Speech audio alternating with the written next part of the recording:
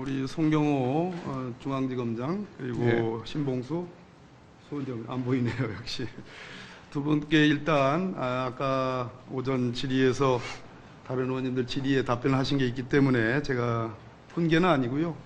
제 견해를 좀 밝히겠습니다. 지난 정부에서 시작한 수사이다 이렇게 얘기를 했는데, 그러면 서울중앙지검에서 지금 이재명 당대표 수사하는 것을 그럼 원치 않는 수사인지 그렇지는 않다고 보지 않을까요? 국민들이. 또 수사기간이 지금 현 정부 들어서 1년 6개월에 가까워졌고요. 대북 송금건은 변호사비 대납건으로 시작해가지고 지금 난데없이 쌍방울 대북 송금 또 뭐 방북 송금건으로 변질됐고요. 이번 정부 수사에서. 이정섭 수원지검장, 수원지검 2차장에 대한 비위 문제를 지적하는 의원들에게 우리 수원지검장은 그것이 국감 사유가 되느냐라고 치받았고, 여당 의원님들은 지검장이 감찰 권한이 있느냐 이렇게 반응을 했고요. 난 이것을 보면서 2016년도 십상시 문건이 세계일보에서 한 4차례에 걸쳐서 초기부터 이렇게 터졌습니다. 마지막에는 태블릿 PC가 터졌죠. 그때의 반응과 유사하다 하는 그런 느낌을 지울 수가 없습니다. 여러분들이 이 오만함에 빠지지 않았으면 좋겠다는 생각이 들고, 국정기조를 대통령께서 바꾸실 필요가 있는데 바꾸지 못하는 이유가 바로 여기에 있구나 하는 생각을 합니다. 자전거를 타고 가다가 페달을 밟지 않으면 자전거가 넘어지지요. 넘어지기 전에 페달을 밟지 말고 그 자전거를 거치대에 잘 거치하는 것이 대통령의 국정운영의 기조를 바꾸는 길이고, 그것이 대통령이 성공한 대통령으로 남을 수 있는 길이라고 생각을 합니다. 의견은 나중에 혹시 위원장께서 시간을 주시면 답을 주시면 좋겠고요. 구체적인 사안에 대해서 물어보겠습니다. 이재명 당대표에 대한 영장이 기각이 됐는데 우리 중앙지검장은 승복할 수 없다 이렇게 얘기했는데, 그럼에도 불구하고 법원의 결정이니까 따라야 되겠죠? 네, 그렇습니다. 예. 이 영장 청구서의 내용을 보면 쌍방울 그룹은 북한으로부터 히토류 등 지하자원 개발 협력 사업, 철도 건설 관련 사업 등 독점적이고 우선적인 권리를 부여받았다 이렇게 돼 있어요.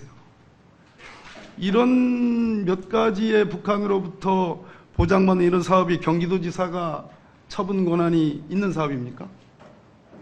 수원지검장 미안합니다. 예, 답변드리겠습니다. 예. 처분 권한이 있어요? 일단 쌍방울 본인의 방북도 지금 되지도 않는, 아무리 차기 대선 후보라 하더라도 처분 권한이 없죠. 답변드리겠습니다. 쌍방울 사업, 대북 사업은 그 2019년 1월과 5월 달에 자, 없습니다. 제 견해는 이 부분이 영장에 없고요. 그래서 판사가 소명이 안 됐다고 보는 거고요.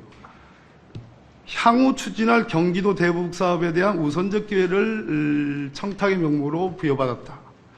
경기도 대북 사업은 스마트팜 사업입니다. 근데 스마트팜 사업은 영장 청구서에 잘 설치가 돼 있듯이 이미 대북 제재로 인해서 스마트팜 사업이 더 이상 추진할 수 없다라고 영장 적시가 돼 있어요. 아마 모순되지요. 영장 적시만으로는 모순됩니다. 자, 500만 불 이화영, 500만 물건에 대해 이렇게 되어 있습니다. 영장 내내 쭉 보면 이화영의 대납 요구, 김성태에 대한, 이화영의 재차 대납 요구, 김성태에 대한, 그리고 쌍방울이 북남 경제협력 사업을 체결하는데 그 북남 경제협력 사업은 스마트팜 사업이 아니고 히토류 등의 광물 사업입니다. 이것은 경기도하고 무관합니다. 그래놓고 결론은 경기도지사의 직무에 관하여 김성태로부터 부당한 청탁을 받았다. 거꾸로죠, 사실은. 500만 불 대납을 요구하는 이화영의 청탁을 받아서 대납을 해준 거죠. 영장 청구를 자세하게 읽어보세요. 300만 불 봅시다. 역시 마찬가지입니다.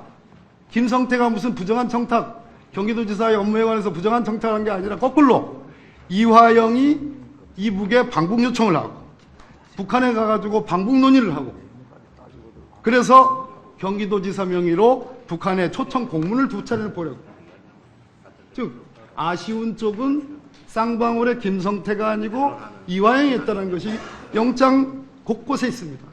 그래놓고 결론은 김성태의 쌍방울이 경기도지사의 소관 업무에 관해서 부정한 청탁을 했다. 이렇게 거꾸로 결론을 냅니다. 잠시 말씀을 드릴게요. 예, 제가 말씀을 드리겠습니다. 그 쌍방울 대북 사업은 협약서에 있는 내용 자체로 그 광물 사업뿐만 아니라 포함해서 수백조 규모라서 이게 쌍방울 정도의 자본 규모를 가지고 있는 회사가 독자 추진이 불가능합니다. 그래서 경기도에 도움이 필요했던 것으로 저희는 파악하고 있습니다. 잘못 보셨고요. 두 번째로 잠깐만 거기서 그 대목 잠깐만. 잘못 보셨고 수백조의 재원이 들어가는 사업 그거는 대통령도 잘 못해요. 대한민국 현직 대통령도 못하는 겁니다. 하물며 경기도지사가 그걸 어떻게 해요? 자신의 방북권도 처리 못하는 정도의 위치인데 잘못 보셨고 마지막으로 박근혜 대통령과 최순실의 관계는 누구나 알다시피 특별한 관계입니다. 그러면 이것을 이재명 대표의 비유를 하면 이재명 대표와 북한 간의 관계, 즉 수혜자, 최순실에 해당하는 북한 간의 관계가 박근혜 최순실 관계에 준하는 관계냐? 아니죠. 누가 봐도 아닙니다. 본인의 방북권도 해결 못해가지고 일개 사업가한테 이화영을 통해서 부탁을 했다라는 것이 영장 청구서의 내용입니다. 두 번째, 삼성물산과 제일모직 합병권, 대통령이 국민연금에 대한 지배권이 있으니까 국민연금을 통해서 삼성물산과 제일모직 합병에 영향력을 미칠 수 있죠. 자, 아까 제가 말씀드렸듯이 수백조 원이 들어가는 쌍방울의 대북 사업에 대해서 경기도지사가 무슨 권한이 있어요? 무슨 처분 권한이 있어요? 기껏 영장에 청구된 것은 차기 유력한 대통령 후보의 지위에서 영향력을 행사했다는 그런 설치밖에 없습니다. 이거는 보험에 불과하죠. 제가 오늘 지적한 것에 대해서 우리 신봉수 지검장께서 제가 답변을 드려도 되겠습니까? 네, 답변하십시오. 뭐 지금 수사 중인 사안이라서 구체적인 내용을 말씀드리기는 어려울 듯한데요. 의원님께서 좀 오해가 있으신 것 같아서 말씀하신 내용들이 그 관련 경기도 자료나 또 관련자들 진술하고 많이 다릅니다. 저희가 영장 청구서에 기재한 내용들이 대부분의 그 경기도 문건들과 관련 자료들에 의해서 입증하고 있는 자료들입니다. 그리고 아까 말씀하셨던 스마트팜 사업이 대북 제재로 불가능하다는 부분도 그럼에도 불구하고 경기도에서는 추진했던 내용들이 증거상 확인되는 부분이 있기 때문에 그런 부분들을 적시해서 영장을 청구했던 것입니다. 그렇게 설명드리겠습니다. 이제 네. 대장동 수사 진행 경과에 대해서 제가 짧게 좀 네, 말씀을 드리겠습니다. 답변하십시오. 잘 아시는 것처럼 대장동 사건은 2021년 8, 9월경 당내 경선 과정에서 경기도의 작은 지역 언론에 의혹 제기가 되었습니다. 그 후 관련 고발이 이어져서 수사에 착수한 사건입니다.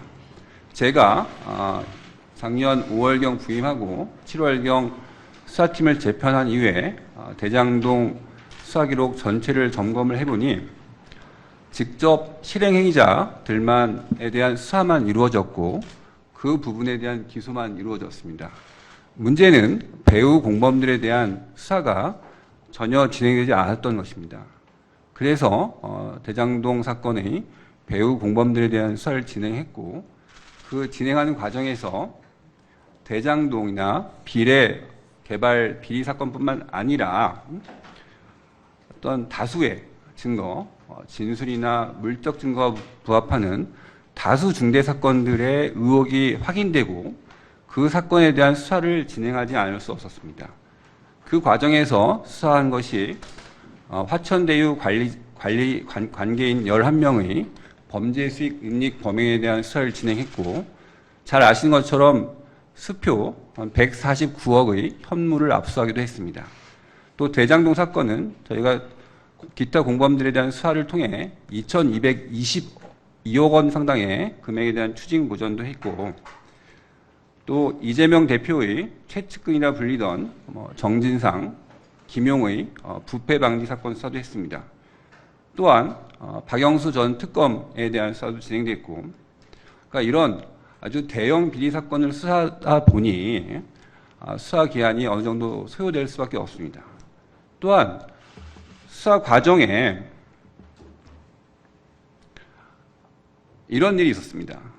어떤 수사 과정의 증거 인멸, 재판 과정에서의 위증, 증거 위조, 이런 사법 방해 행위 또한 사건 처리에 상당한 장애를 발생했고, 또 기본적으로 여러 가지 사건들이 원래 대장동 사건이나 백현동 사건은 2021년 9월, 10월경 수사 착수 시점에는 중앙지검에 있던 사건입니다. 그 많은 사건들이 어느 사건은 성남지청으로, 또 성남지청에서 경기 남부청으로, 또 어떤 사건은 수원지검으로, 그러니까 검찰 상호 간의 어떤 사건 쪼개기, 경찰과 검찰 간의 사건 쪼개기로 해서 그것을 바로잡는데 상당한 시간이 걸렸다는 점을 말씀드립니다. 고맙습니다. 조수진입니다. 대장동 부패 게이트 의혹 사건은요, 더불어민주당의 대선 후보 경선 때 불거졌죠. 그리고 검찰의 정치적 중립이 지켜지지 않아서 굉장히 어떻게 보면 검찰로서는 여러 가지 교훈을 남긴 사건이에요. 이른바 친정부 검찰이라고 불리는 분들 때문에 얼마나 검찰이 신뢰를 잃었습니까? 또 증거인멸도 있었고요. 여러 가지 수사가 지연될 수밖에 없는 상황. 이런 것은 문재인 정부의 법무부 장관 지낸 분이 가장 잘 알 겁니다. 송경호 서울중앙지검장에게 질의하겠습니다. 대통령 선거를 목전에 두고 유력 후보에 대한 허위사실을 공표하고 가짜뉴스로 대선 결과를 좌우하려고 했다면 이것은 민주주의의 근간을 뒤흔드는 중대범죄라고 생각합니다. 동의하죠? 네, 사안을 심각하게 보고 있습니다. 네, 그래서 심각한 것이죠. 3구 대통령 선거 당시에 이재명 더불어민주당 대선 후보의 가장 큰 악재였던 대장동 부패 게이트의 실체를 왜곡해서 선거 결과에 영향을 미치려 한 공작 정치의 구체적인 정황이 최근 들어서 더 구체화되고 있습니다. PPT 한번 보시겠습니까? 지난주에 검찰특별수사팀이 더불어민주당의 김병욱 의원의 보좌관 등을 압수수색했습니다. 언론 보도에 따르면 대장동 부패 게이트 보도가 한창이던 2021년 12월 21일 김병욱 의원과 보좌관은 대출 브로커 조우영의 사촌형인 이철수 씨를 만났습니다. 이 자리에서 이철수 씨가 가짜뉴스 프레임을 제공하자 김병욱 의원이 이런 얘기를 합니다. 제가 후보한테 싹 정리해서 한번 만들어 볼게요. 그냥 보고가 아니라 만들어 볼게요라는 그런 이야기가 나와요. 그런데 이 김병욱 의원은 당시 더불어민주당에서 윤석열 은폐 수사 및 50억 클럽 진상규명 특별위원회의 위원장이었고 그 보좌관은 상황팀장이었습니다. 다시 말해서 김병욱 의원이 지칭하는 후보는 단 한 명, 이재명 대선 후보예요. 그렇다면 어떤 내용이 보고되었는지, 그 대선 후보의 반응은 무엇이었는지, 가짜뉴스 정치 공작을 승인하고 지시했는 건 누구였는지, 이거는 당연히 규명돼야 할 것이라고 보는데 동의하죠? 형사 책임 여부, 또 그 책임의 인적 책임 범위 등에 대해서 꼼꼼하게 수사를 진행하고 있습니다. 네, 다시 한번 말씀드리죠. 후보한테 정리해서 한번 만들어 볼게요. 후보는 단 한 명이에요. 그렇다면 어떤 내용이 보고되었는지, 그 후보의 반응은 무엇이었는지, 승인하고 지시한 것은 누구였는지, 당연하게 이거는 수사가 불가피한 겁니다. 선거 직전에 어떤 가짜뉴스가 조직적으로 뿌려졌다면 그게 중대한 사건이라는 것은 누구나 공감하실 겁니다. 이것은 여와 야의 문제가 아니라 모두가 공감하실 거예요. 상식이니까. 그런데 이 공감해야 될 부분에 대해서 별것 아니라고 하시면서 사회적 분열과 혼란을 가중시키고 있는 것. 이것이 제1야당이고 이게 가장 큰 문제입니다. 사실을 아니라고 해야 되는데 아닌 거를 사실처럼 호도를 하고 몰아가는 거예요. 이거는 있을 수가 없는 것이죠. 그리고 이 사건의 중대성은 이런 것에 있습니다. 첫째는 가짜 뉴스가 생산되는 것. 그리고 두 번째로는 곧바로 더불어민주당과 이재명 당시 대선 후보가 나서서 확산시킨다는 거예요. 세 번째, 그렇게 되면은 이게 언론에 보도되고 당 차원에서 전부 다 빨려 들어가면서 언론과 더불어민주당이 합세해서 의혹을 증폭시키는 이런 패턴이 계속해서 반복이 됩니다. 다음 PPT 한번 봐주실까요? 네. 저 지금 장면은요, 대선 후보 TV 토론회입니다. JTBC는 2022년 2월 21일 날, 그러니까 대선 보름 전입니다. 대출 브로커의 조용 측근들이 조 씨가 부산저축은행 사건으로 조사받을 당시에 주임 검사 윤석열 검사가 함께 커피를 마셨다는 취지로 보도를 했어요. 그리고 이 나흘 뒤에 이재명 대선 후보가 바로 저 TV 토론회에서 나와서 커피 왜 타줬냐? 그러니까 가짜 뉴스를 근거로 해서 상대 후보를 공격을 합니다. 대선 후보가 가짜 뉴스를 공식화한 거예요. 사실인 것처럼. 윤석열 대선 후보가 그 사람 본 적도 없다고 일축하니까 아이고 참 희한하네, 공개적인 조롱까지 합니다. 대선 후보 토론회는 정당의 구성원이 모두 총동원돼서 오랫동안 준비를 하는 것이 불문율입니다. 그런데 검증도 되지 않는 보도 내용을 근거로 저렇게 대선 후보가 직접 공세를 취하고 가짜뉴스를 적극적으로 활용하고 확산시키겠다는 저런 의도적인 행위, 규명돼야겠죠? 검사장님? 지난 법사위 국감 때 그 의원님들의 질의에 대하여 법무부 측 답변도 지난 수사팀에서 부산저축은행 관련 의혹은 확인된 사실이 없다라고 보고를 했다고 이미 답변한 바가 있습니다. 네. 네. 바로 그 점을 그럼 다시 한번 좀 복기시켜 드릴게요. 2년 전 이맘때입니다. 2년 전 이맘때. 그러니까 대선 직전의 국정감사. 2021년 10월.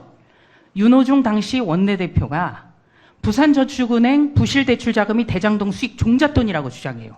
그러니까 바로 송영길 당시 대표도 부산저축은행 대장동 1155억 부실대출의 책임자가 윤석열, 이렇게 주장을 합니다.